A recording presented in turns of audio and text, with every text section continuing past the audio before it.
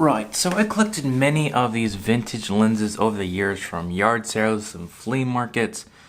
So I thought it'd be fun to compare one of the cheapest ones I owned, the Sears 28mm f2.8, and compare it to something a little bit more expensive like this Sigma 18-35. Will the results be much different, or could you even notice it? So that's what I'm curious about to see. Let's try it out.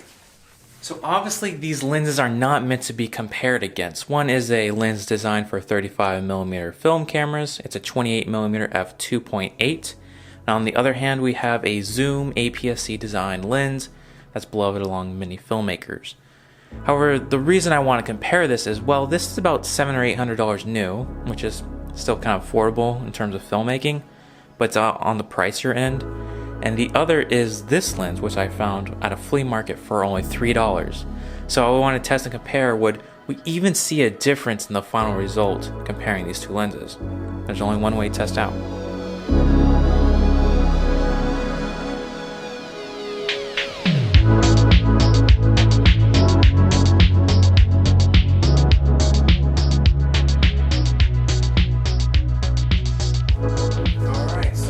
Got the footage from the Sigma and the JCPenney lens. Let's take a look at it.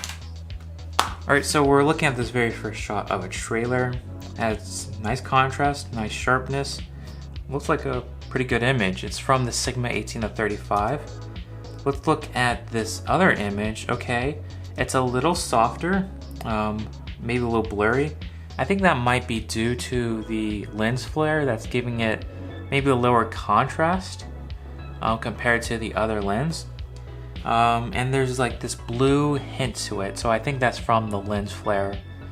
Probably it doesn't have as good as coatings, or maybe they've worn off over the years.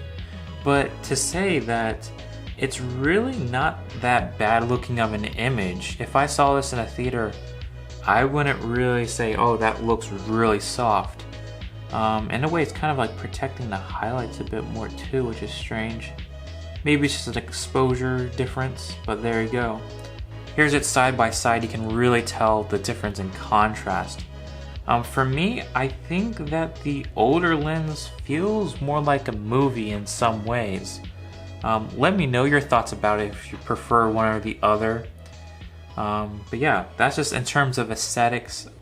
Alright, so that's the first test. Let's go on to this next one, which is of this flower and against this fence.